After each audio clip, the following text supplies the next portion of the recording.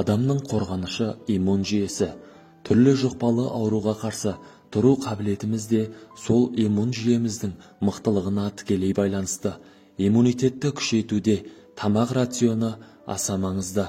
Міне, осындайда сарымсақ жеудің пайдасы көп екенін жиі естиміз. Сонымен сарымсақтың қандай пайдасы және пайдалы екен деп шамадан тыс жеудің қандай зияны бар екені жайлы айтатын боламыз. Достар, арнаға тіркеліп, лайк басуды ұмытпаңыздар. Сіздердің болмашы әрекеттеріңіз бізді қуантады және шабыттандырады. Қазақша арнаға қолдау білдіріңіздер. Видеоны соңына дейін көріңіз. Сарымсақтың адам ағзасына тигізер пайдасы жайлы көптеген ақпараттар айтатын боламыз. Ең алдымен пайдасын тізіп шығайық. Сарымсақ бактериямен күреседі. Сарымсақты шикідей жегенде аллицин заты бөлінеді. Бұл зат түрлі зиянды бактерияларды жояды. Сондай-ақ антисептикалық, яғни залалсыздандыру қабілетіне ие. Егер сарымсақты қыздырса немесе ыстық суға салса, онда аллицин бөлінбейді.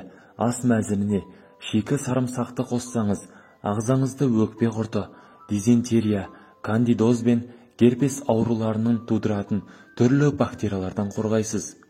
Екінші, қан тамырларының қызметін реттейді. Сарымсақтың құрамындағы аллицин жүрек қан тамырлары жүйесінің қызметін реттейді. Күніне сарымсақтың бір бөлігін жесе, қан тамырларын нығайтып, қан айналымын жақсартады. Залалды холестерин мөлшерін 10%-ға төмендетеді. Сәйкесінше, қанның ұюын болдырмай, жүрек талмасының алдын алады. 12 апта бойына сарымсақты үзбей қолдану артериалды қан қысымын реттейді. Үшінші, қандағы қант мөлшерін төмендетеді. Қант диабетімен ауыратындар күнделікті сарымсақ жегені жөн. Сарымсақ қандағы қант мөлшерін 25%-ға төмендетеді.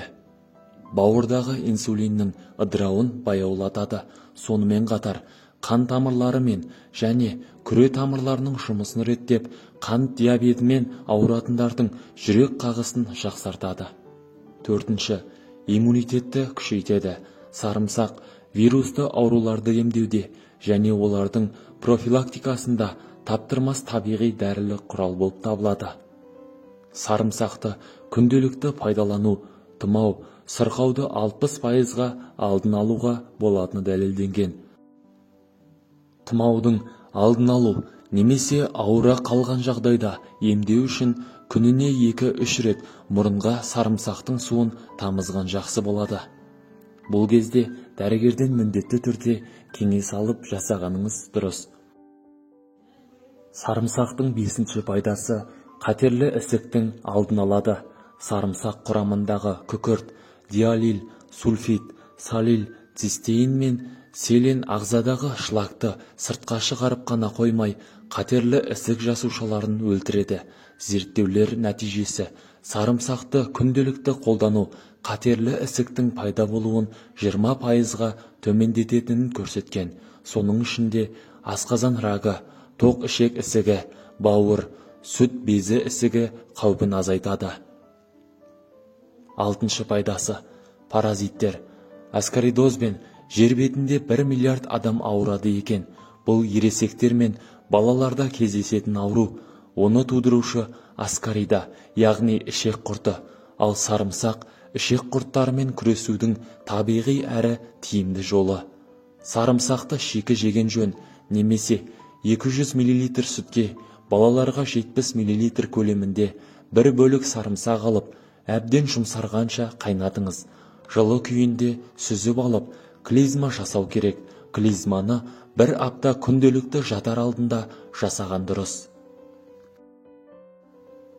Сарымсақтың келесі пайдасы ас қорыту. Сарымсақ ас ішек жолдарына өте пайдалы. Оны күнделікті пайдалану асқазан сөлінің бөлінуін және темірдің дұрыс сіңуіне көмектеседі.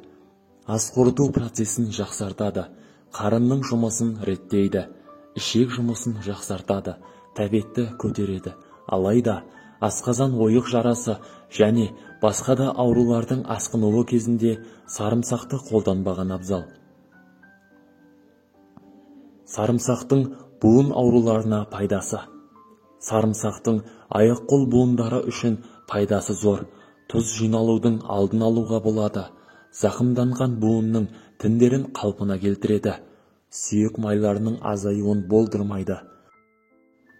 Және де сарымсақ остеоартриттің алдын алады. Сондықтан да сарымсақты ас мәзіріне қосыңыз.